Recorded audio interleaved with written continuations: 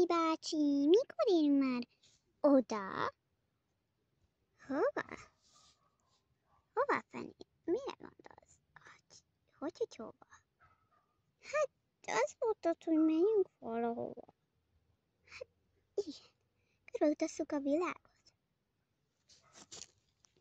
Áj, mit mondtak? Micsoda vártak itt össze együtt? Én is akarom hallani. Jó? Jól van. De csak hogyha jól fogsz figyelni. Jól van már, Pati bácsi. Jól van.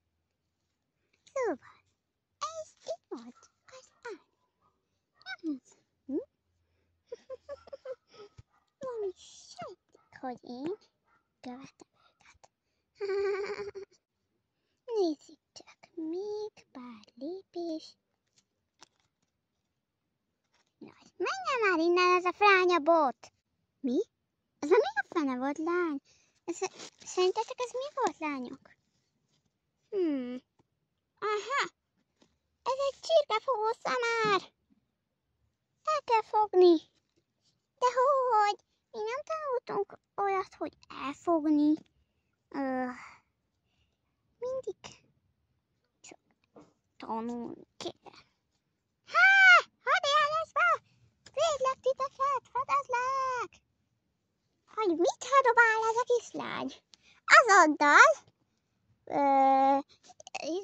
Azonnal... Jó van. Tudjuk ki vagy. Kémkedsz utánunk. Most velünk jössz. És beszélünk a fejeddel.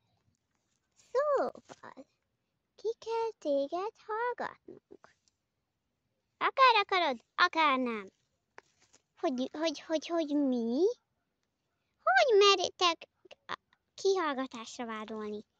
Én nem tettem semmit. Ó, tényleg?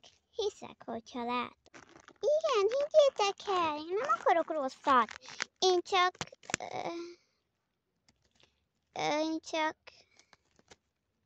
Gyerünk, bökjek kifelé.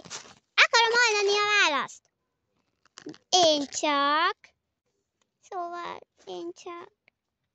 Hát én nem kémkedek utánatok, hanem én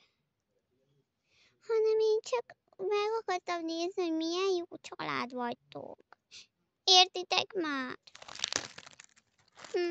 Értitek? Ennek már mi baja történt? Eldőlt, mint a rossz karó.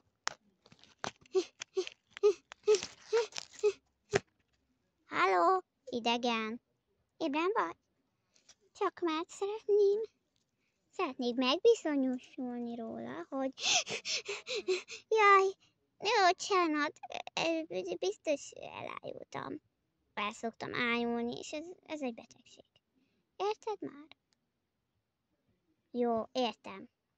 De, hogyha nem kémkedsz utánunk, akkor miért akarod megnézni, hogy milyen jó család vagyunk? Hát, csak úgy akarom. Jó, de miért? Nincs családom.